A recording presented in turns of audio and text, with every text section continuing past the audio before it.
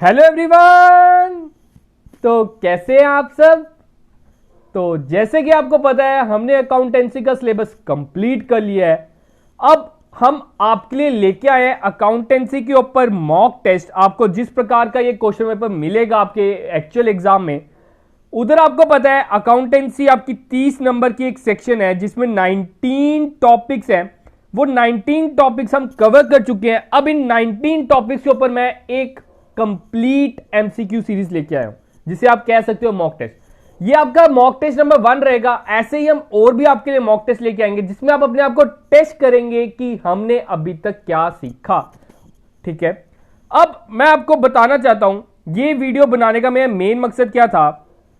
Actually कल मुझे बड़े से मैसेजेस आए जब मैंने डाला एसएससी सीएचएसएल एग्जाम पोस्टपोन। अभी रिसेंटली यूपीएससी वालों ने भी एग्जाम पोस्टपोन कर दिए हैं। तो बच्चों के कमेंट्स आ रहे थे, सर मैसेज आ रहे थे, सर क्या हमारा एग्जाम भी डिले होगा। देखो इसके बारे में हम कोई गारंटी नहीं दे सकते, लेकिन सिचुएशन आप देख सकते हैं, खुद ही एनालाइज कर सकते हैं। आप इसको पॉजिटिव सेंस में लीजिए कि हाँ आपको टाइम मिल गया, आप अपने आप के लिए, आपको प्रिपरेशन के लिए और ज्यादा टाइम मिल गया है। जब आप डीमोटिवेट फील करेंगे आपकी प्रिपरेशन उधर ही नील हो जाएगी। जो आप 20-30% भी आप सिलेबस कंप्लीट कर चुके हैं वो भी आपका खत्म हो जाएगा। तो आपने अभी रुकना नहीं है, करते रहनी है प्रिपरेशन। आपने इस प्रकार ही प्रिपरेशन करनी है कि आपका वो एग्जाम जून में ही है, क्या पता जून में ही हो। ठीक है, ये मत सोचो कि आगे डिले होगा। फिर बात करते हैं आप प्रिपेयर क्यों कर रहे हैं। क्यों? Because of job. अब आप मान सकते हैं ये आपके पास क्या पता लास्ट अपॉर्चुनिटी हो, क्योंकि आने वाले सालों में आप क्या देख सकते हो, इकॉनमी देख सकते हो। अब आपने ये जो आपकी जॉब को मैंने एनसर्कल किया ना, आपने इसको पाना ही पाना है, ये सोच के रखिए, नहीं तो बहुत देर हो जाएगी। जब इसका रिजल्ट निकलेगा तब ये ना हो कि आपको पछतावा हो कि उस टाइम पे मैंने पढ़ लिया होता। ठीक है, तो ये मत सोचिए कि आगे एग्जाम डिले होगा तो हम इधर छोड़ देते हैं, हम बाकी काम कर लेते हैं एंड सो ऑन। ठीक है, तो अब हम बात करते हैं जिन्होंने अभी तक हमारे अकाउंटेंसी के लेक्चर्स नहीं देखे हुए, जो इस चैनल पर नए हैं, तो वो हमारे लेक्चर्स को कैसे असेस कर सकते हैं मैं आपको बता देता हूं एक बार फिर से। आपने क्या करना है, आईजी क्लासेस जो हमारा चैनल है उधर आपने जाना है। इधर आपको ये ऑप्शंस मिलेंगे, आपने इधर प्लेलिस्ट ऑप्शन में जाना है। जब आप प्लेलिस्ट ऑप्शन में जाएंगे, ठीक है, इधर आपको मिल जाएंगी ये 87 वीडियोस की एक प्लेलिस्ट। ये आपने प्रॉपर्ली देखनी है। प्रॉपर्ली मैंने सीक्वेंस वाइज इसे अरेंज भी कर दिया है। 87 लेक्चर्स है जिसमें हमारे कुछ एमसीक्यू भी रहेंगे, आप ये देख सकते हैं फॉर लेक्चर्स।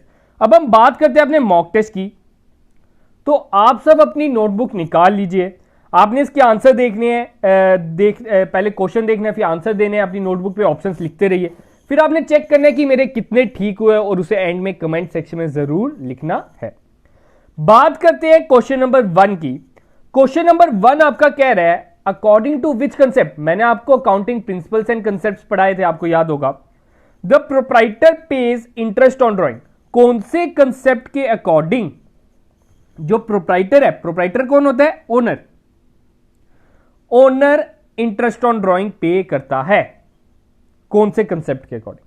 ठीक है, पहला बोल रहा है accrual concept, conservatism concept, equity concept, dual aspect concept. अब मैंने आपको बताया था according to entity concept. According to entity concept, businessman and business are two different thing, जिसके कारण ये इंटरेस्ट ऑन कैपिटल भी लेता है और इंटरेस्ट ऑन ड्राइंग भी देता है। हमने ये एज्यूम करना है ये जो बिजनेसमैन है इसके अपने एसेट्स हैं और ये जो बिजनेस है इसके अपने एसेट्स होते हैं। अब ड्राइंग क्या होता है? मैंने आपको बताया था ड्राइंग जो हम बिजनेस से पैसा निकालते हैं। अब बड़े बच्चे कहते हैं सर बिजनेस तो उसी का है, वो जब मर्जी पैसा निकाले, वो इंटरेस्ट क्यों देगा इसके ऊपर? लेकिन जब हम अकाउंटिंग करते हैं, अकाउंटेंसी बोलता है आपने उसको इंटरेस्ट देना है, आप दोनों अलग इंसान हो। ठीक है, तो ये किस पर्पस के कारण? एंटिटी कंसेप्ट के कारण इसका आंसर आ जाएगा। सेकंड क्वेश्चन वो बोल रहा है long term assets having no physical existence but possessing a value is called as. वो कह रहा है लॉन्ग टर्म एसेट्स, जिनकी कोई फिजिकल एग्जिस्टेंस नहीं है, मतलब जिसे हम देख नहीं सकते, तो वो कौन से एसेट्स होते हैं? That is your intangible assets. अब आपने अभी कमेंट सेक्शन में लिख के बताना है एनी 3 इंटेंजिबल एसेट्स। मैंने आपको इसकी एग्जांपल दी हुई है, आपने इंटेंजिबल एसेट्स की 3 नाम लिखने हैं, जल्दी से लिखिए कमेंट सेक्शन में। थर्ड क्वेश्चन की हम बात करते हैं, Romesh buys goods on credit from Lara but find that some of them are faulty.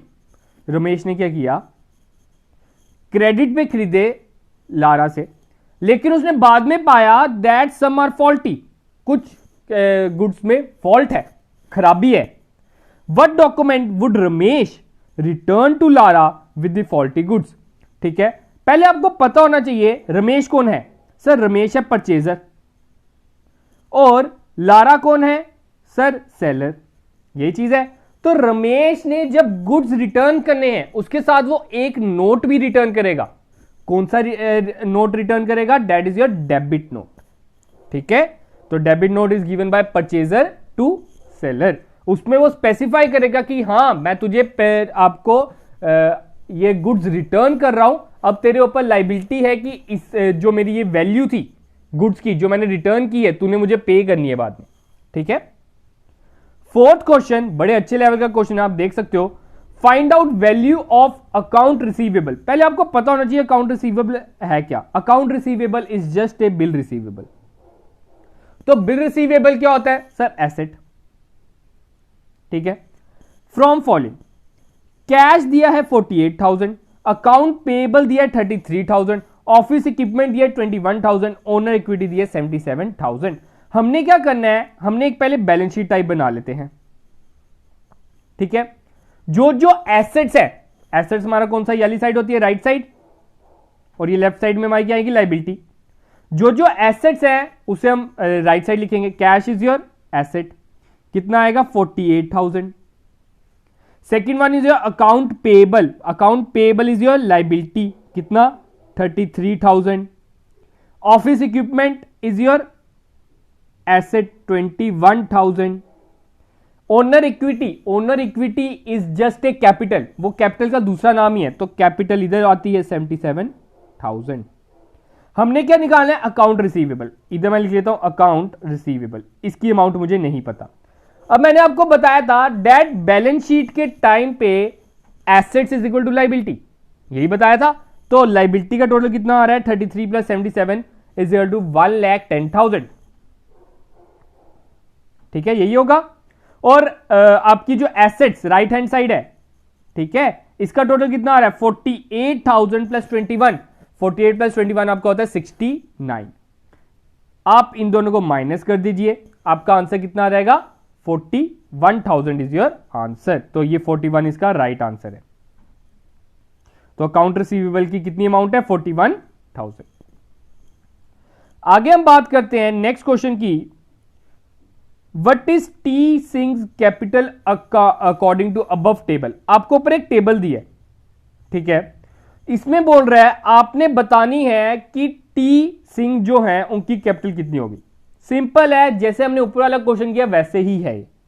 ये आपका क्या होगा, machinery asset, cash in hand asset, land and building asset, bank loan liability, creditor liability, debtor is your asset.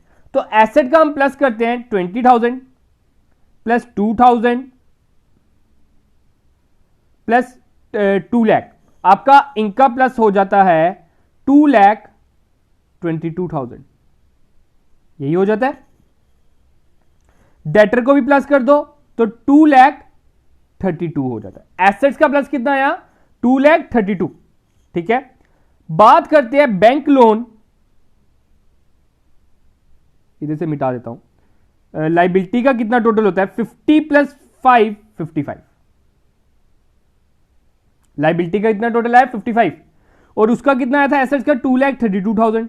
इन दोनों को अगर हम minus करते हैं 32 में से अगर हम 55 काटे तो आंसर विल बी योर, तो इसका आंसर क्या आ जाता है 1,77,000। होप कि क्लियर होगा। ये फोर्थ और फिफ्थ क्वेश्चन एक दूसरे से मिलते जुलते ही थे। आप इसे बैलेंस शीट का टॉपिक भी मान सकते हो, आप इसे अकाउंटिंग इक्वेशन का टॉपिक भी मान सकते हो। अगला क्वेश्चन बोलता है, ये भी बड़े अच्छे लेवल का है, आपको बस नॉलेज होनी चाहिए। मैंने आपको बड़ी बार बता चुका हूं, बड़ी बार बताया भी आपको इसके बारे में, that LIC premium of proprietor paid by the firm will be debited to. LIC की फुल फॉर्म क्या होती है? LIC की फुल फॉर्म होती है sir life insurance corporation, life insurance corporation of India, sorry, life insurance corporation of India. तो जो life insurance है वो किसकी कराई जाती है? वो किसकी कराई जाती है? एक प्रोप्राइटर की, ओनर की। तो ओनर का पैसा जब बिजनेस खुद देगा तो उसको हम क्या बोलते हैं? मैंने आपको बताया हुआ that is your liability, sorry drawing. तो इसका आंसर क्या देगा? Drawing account. होप कितना क्लियर होगा। और ये डेबिटेड बोल रहा है। 7th क्वेश्चन, ये आपका आ जाता है जनरल एंट्री के related. Which of the following entry will be recorded when the bad debts are recovered. Simple वो बोल रहा है बैड डेब्ट्स जब आप रिकवर करोगे तो उसकी जनरल एंट्री क्या होगी? ऑब्वियसली बात है, आपके पास कैश आएगा तो हम क्या करेंगे? कैश अकाउंट डेबिट, जो आया वो डेबिट, जो गया वो क्रेडिट। सिंपल सा फंडा ये है। और bad debts recovered is your income to bad debts recovered account. तो इसकी एंट्री क्या हो जाएगी? That is your first one. 8th question, of the following account types which would be increase by debit. नीचे दिए गए ऑप्शन में से ऐसे कौन से अकाउंट है जो डेबिट के टाइम पे इंक्रीज होंगे? ये मैंने आपको डबल एंट्री सिस्टम में बताया था, that assets are increase with debit, expenses are increase with debit and losses are increase with debit. ये 3 ऐसे अकाउंट है जब डेबिट हो तो इंक्रीज होते हैं, क्रेडिट हो तो डिक्रीज होते हैं। तो एसेट्स, लाइबिलिटी और एसेट्स लॉसेस है, ये लाइबिलिटी नहीं है, लॉसेस एंड एक्सपेंसेस। तो इसमें से आपको यही ऑप्शन सही दिख रहा है तो आपने ये टिक कर देना है। 9th question, if the balance in the bank statement, आपका ये आ जाता है BRS का, जिससे बच्चों को बहुत खौफ है तो घबराओ मत, इधर मैं क्लियर कर देता हूं। वो कह रहा है बैंक स्टेटमेंट हमें बैलेंस बता रहा है 3000 डेबिट में। मैंने आपको क्या बोला था? बैंक स्टेटमेंट का बैलेंस डेबिट का मतलब क्या होता है? माइनस में, तो -3000। There are deposit of ₹800 not yet credited. वो कह रहा है 800 का हमने डिपॉजिट किया था लेकिन अभी तक हमारे पास पैसा नहीं आया। ठीक है, अभी तक हमारे पास पैसा नहीं आया। हमने पहुंचना किस पे है? मैंने आपको बताया था हमेशा आपने क्या करना है? कैश बुक को ही लेना है। हमने कैश बुक पे पहुंचना है। हमें इसका आंसर नहीं पता, मैं इसको एक्स ले लेता हूं। हमें इसमें आंसर दिया हुआ -3000। ठीक है, there are deposit of ₹800 not yet credited. वो डिपॉजिट जो अभी तक हमारे पास क्रेडिट नहीं हुआ। तो मैंने आपको बताया था, आप ऑब्वियसली बात है हमने इधर प्लस कर दिया होगा, कैश बुक में हमने प्लस कर दिया होगा लेकिन बैंक में प्लस नहीं हुआ। हमने इधर से क्या किया होगा? माइनस। हम इधर से क्या कर देंगे? माइनस कर देंगे। बाकी वो बोल रहे हैं अनप्रेजेंटेड चेक। हमने एक चेक दिया था किसी को लेकिन वो बेचारा बड़ा अमीर है, वो कहता मैंने चेक कभी नहीं लगाना, 3 महीने के बाद लगाऊंगा, या मतलब 3 महीने के अंदर अंदर कभी भी वो लगा सकता है, महीने के बाद लगाए, 2 महीने बाद, उसने अभी तक नहीं लगाया। तो हमने कैश बुक में से माइनस कर दिया होगा तो इधर हम क्या कर देंगे? प्लस। हमने इधर पहुंचना है। ठीक है, ये इधर माइनस हो रहा है, उधर जाके क्या होगा? प्लस। ये इधर प्लस हो रहा है, उधर जाके क्या हो जाएगा? माइनस। तो मतलब कि हमारी इक्वेशन बन जाती है -3000 -500 +800। मैंने क्या किया है? इनके साइन बदल दिए और कुछ नहीं, क्योंकि ट्रांसपोर्टेशन आपको पता होगा मैथमेटिक्स में हम करते हैं, जो इधर माइनस हो रहा है उधर जाके प्लस, जो इधर प्लस हो रहा है उधर जाके माइनस, तो वो ही मैंने किया। तो माइनस माइनस प्लस, आपका 3000 + 500 होता है -3500। ठीक है, 3500 है और ये +800 है, तो प्लस माइनस माइनस, 3500 में से 800 हमने माइनस किया तो आपका आंसर आता है 2700। किसमें? माइनस में। तो हम कहां पे पहुंचे हैं? कैश बुक के आंसर में। कैश बुक का माइनस कौन सा साइड होता है? डेबिट की क्रेडिट? Sir credit. तो इसका आंसर क्या आएगा? 2700 credit balance. 10th question, favourable balance mean, ये भी BRS का आ गया क्वेश्चन। मैंने आपको बताया था कैश बुक का फेवरेबल बैलेंस होता है डेबिट, पासबुक का फेवरेबल बैलेंस होता है क्रेडिट। ठीक है, तो कह रहा है फेवरेबल बैलेंस कौन सा है? पहला बोल रहा है credit balance in cash book, ये तो कैंसिल हो जाता है। अगला बोल रहा है क्रेडिट बैलेंस इन बैंक स्टेटमेंट, ये टिक हो जाता है, ये मैंने आपको क्या बताया अभी। थर्ड वो बोल रहे हैं debit balance in cash book, ये भी टिक हो जाता है। तो इसका आंसर क्या रहेगा? Both B and C. 11th question, dash is an extension of job costing. मैंने आपको बताया था that batch costing is your extension of job costing, ये आपका कॉस्ट अकाउंटिंग से आ गया। 12th question, when job is very big and spread over long period of time the method of costing adopted is. तो ये आपका आ जाता है, ये भी आपका कॉस्ट अकाउंटिंग से आ जाता है। वो कह रहा है जब आपका जो काम है बहुत बड़ा है और सालों भर फैला होता है, बड़े टाइम टू टाइम फैला होता है, तो उस जॉब को हम क्या बोलते हैं? That is your contract costing. 13 question, which of the following is not a direct expense. नीचे देखिए ऑप्शन में से कौन सा डायरेक्ट एक्सपेंस नहीं है। तो डायरेक्ट एक्सपेंस कौन से होते हैं? जो आपके प्रोडक्ट बनाने में काम आए हैं। तो जो वॉचमैन को आप वेजेस पे करते हो तो वो प्रोडक्ट बनाने के काम नहीं आते, तो ये आपका राइट आंसर आ जाता है। 14 question, what is the maximum rebate you can avail under section 87A।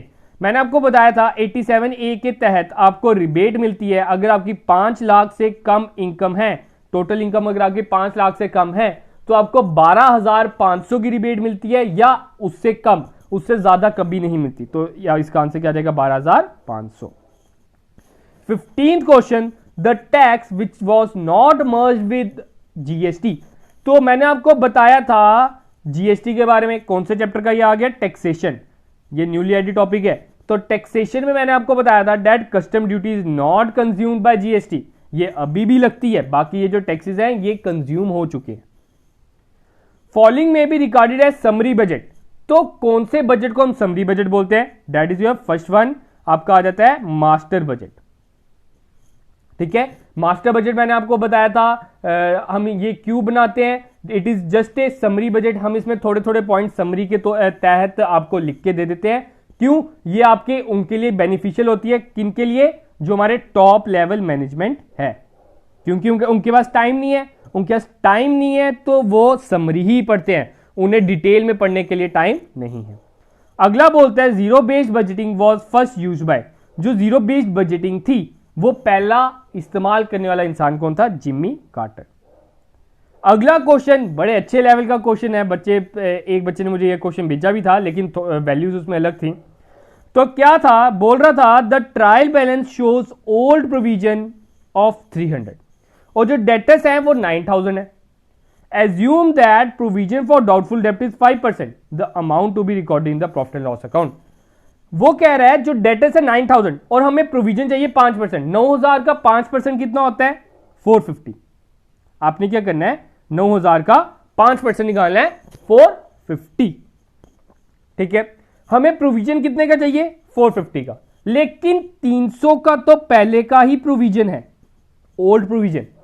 तो कितने का चाहिए? अब हमें 150 का ही चाहिए। और तो इधर एंट्री क्या हो जाएगी? डेबिट हम कर देंगे प्रॉफिट एंड लॉस अकाउंट में 150 से। 19 question, gross profit is a. Gross profit क्या है? आप सभी को पता होगा, हमने फॉर्मूला पढ़ा था that cost of good sold is equal to sales minus GP, यही पढ़ा था। ठीक है, तो ये द माइनस हो रहा है, उधर जाके क्या हो जाएगा? Plus. Cost of good sold plus GP is equal to sales.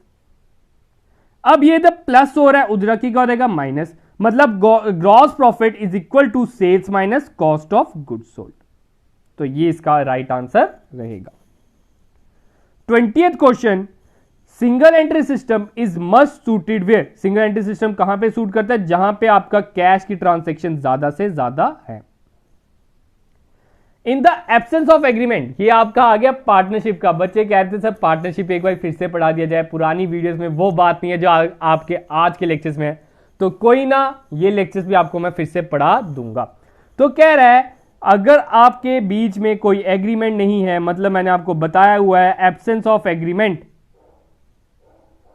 Absence of agreement, जब आपके बीच में कोई डीड नहीं है तो इंटरेस्ट ऑन लोन हमने कितना देना होता है 6%। ठीक है, अब आपने कमेंट सेक्शन में लिख के बताना है इंटरेस्ट ऑन लोन तो हमने 6% देना होता है, तो इंटरेस्ट ऑन कैपिटल कितना देना है। मैंने द लोन की बात की है, इंटरेस्ट ऑन लोन 6% है, तो इंटरेस्ट ऑन कैपिटल कितना देना है 10%, 20%, 30%, 50%, वो आपने कमेंट सेक्शन में लिख के बताना है। Current account of the partner should be opened when the capital R. तो करंट अकाउंट हमने कब ओपन करना होता है पार्टनर का, जब आपकी कैपिटल फिक्स्ड हो। मैंने आपको बताया था हमने दो तरह की कैपिटल होती है, एक फ्लक्चुएटिंग एक फिक्स्ड। जब आपकी कैपिटल फिक्स्ड होती है तो हम दो तरह के अकाउंट बनाते हैं, that is your capital account and the another one is your current account. तो फिक्स्ड के टाइम पे ही अकाउंट बनता है करंट।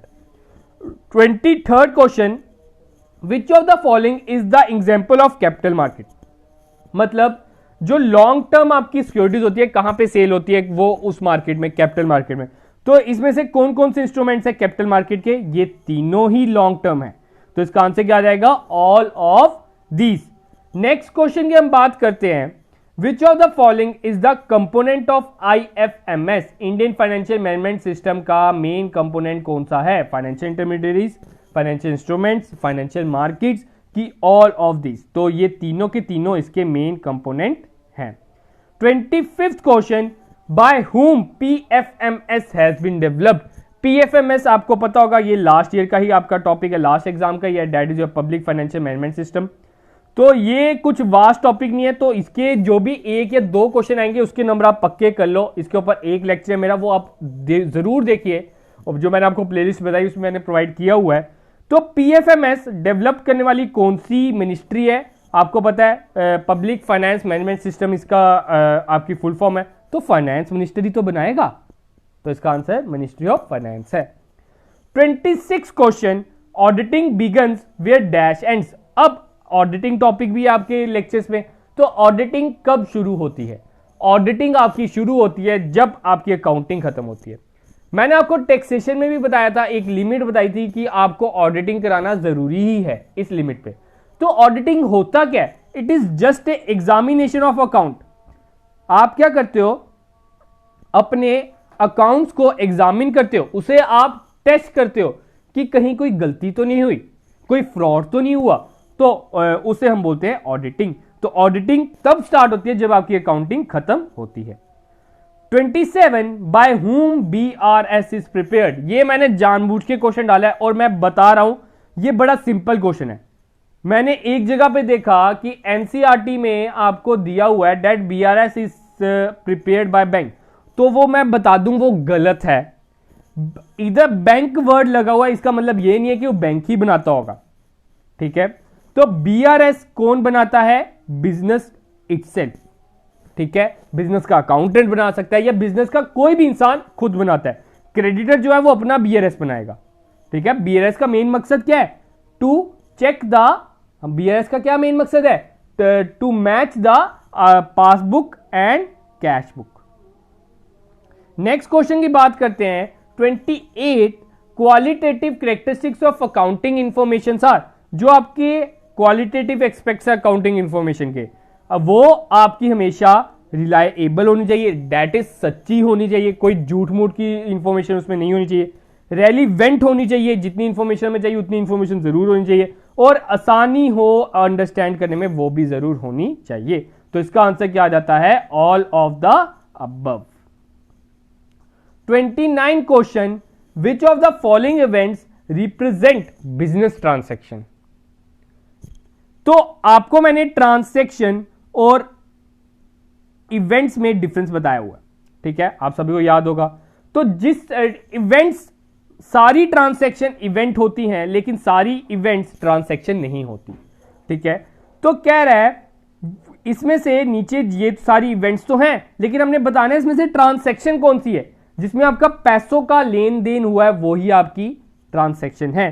तो that is your machinery is purchase for cash. अगर आप इनकी बात करो, आपका ओनर की डेथ हो जाती है, तो ये इसमें ट्रांसैक्शन नहीं है, हमें कोई फाइनेंस का ना आया ना गया, लेकिन वो बात लगे कि हमें नुकसान जरूर होगा कि ओनर की ही डेथ हो गई है। एम्प्लॉय को हमने डिसमिस कर दिया है, तो इससे भी कोई ट्रांसैक्शन नहीं होगी। और हमने गुड्स को ऑर्डर किया फॉर डिलीवरी नेक्स्ट मंथ, उसमें भी हमारे पैसों का कोई आदान प्रदान नहीं हुआ, तो इसका राइट आंसर क्या रहेगा, machinery is purchase for cash. आज का लास्ट क्वेश्चन, आपके मॉक टेस्ट नंबर 1 का लास्ट क्वेश्चन, तो कह रहा है Ramlal to whom goods are sold for 1075 send us a cheque 1050 in full settlement, the posting of the same in Ramlal account will be. असली में उनके कहने का मतलब है रामलाल को हमने 1075 का सामान बेचा था, उससे हमने चेक रिसीव किया 1050 का। ये जो वर्ड है ना फुल सेटलमेंट, इसका बड़ा काम है। मतलब कि वो कहता तूने 1050 रुपए लेने हैं तो ले, नहीं तो रहने दे, मैंने बाकी पैसे नहीं देने। हमने कहा चल दे यार, 25 रुपए का तुझे डिस्काउंट दिया। तो इसकी जनरल एंट्री क्या होगी, सर हमारे पास कैश आया, चलो बैंक आया तो बैंक लिखेंगे, कैश आया तो कैश लिखेंगे, ठीक है। और डिस्काउंट मैंने आपको बताया था हमेशा कैश के साथ ही आता है, टू राम। कैश कितना आया 1050, क्या डिस्काउंट कितना मिला 25 का, राम अकाउंट के खाते से हम कितने माइनस कर देंगे 1075। तो वो बोल रहा है आप रामलाल के अकाउंट से कितना पैसा क्रेडिट करोगे, ठीक है, will be credit the posting for the same. Ramlal account में कितना पैसा आएगा 1075 ही आएगा क्रेडिट साइड पे, ठीक है। तो इसका आंसर क्या रहेगा B1। होप कि क्लियर होगा। ये जो लास्ट क्वेश्चन था ये आपके लेजर से रिलेटेड है। तो ये जो आपके 30 क्वेश्चन थे, आपको इस तरह के क्वेश्चन मिल सकते हैं एग्जाम में। मैंने बड़ी अच्छे से एनालाइज करके हर एक टॉपिक का बेस्ट एंड बेस्ट क्वेश्चन आपके सामने लेके आया हूं। होप कि आपको समझ आए होंगे कि हर एक क्वेश्चन कैसे अटेम्प्ट करना है। और घबराने वाली बात नहीं है, जो भी अभी किसी की लाइफ में जो भी टाइम चल रहा है इसे हंसते हंसते निकालेंगे। ये जितनी भी हमारे देश में प्रॉब्लम चल रही है, हमारे इस दुनिया भर में जो कोरोना वायरस ने दहशत फैलाया हुआ, इसको हम हरा के दिखाएंगे। मैं यही कहूंगा, घबराने वाली कोई बात नहीं है। टेंशन लोगे तो ये आप ही को इफेक्ट करेगा। मेन चीज ये है कि हमने इसे खत्म करना है, हराना है, और मास्क पहन के ही बाहर निकलना है। बाहर हम तभी निकलेंगे अगर कोई जरूरी काम है, नहीं तो घर पे बैठ के पढ़ेंगे, ठीक है, क्योंकि आगे जॉब्स बड़ी मुश्किल हो जाएगी। अब मैं कह रहा हूं, तो आप अगर चाहते हैं आपका एग्जाम जल्द से जल्द हो, तो कोरोना वायरस को सबसे पहला हमारा मेन मकसद रहना चाहिए, इस कोरोना वायरस को रोका जाए। तो गाइस आज के लिए हम अपनी वीडियो इतनी रखते हैं। होप कि आपको वीडियो अच्छी लगी होगी। अगर अच्छी लगी है तो कमेंट जरूर कीजिएगा, लाइक जरूर कीजिएगा, सब्सक्राइब जरूर कीजिएगा, और अपना स्कोर जरूर कमेंट सेक्शन में लिखिएगा। तो गाइस आज के लिए हम अपनी वीडियो इतनी रखते हैं। तो thank you guys, have a good day and शुभ रात्रि।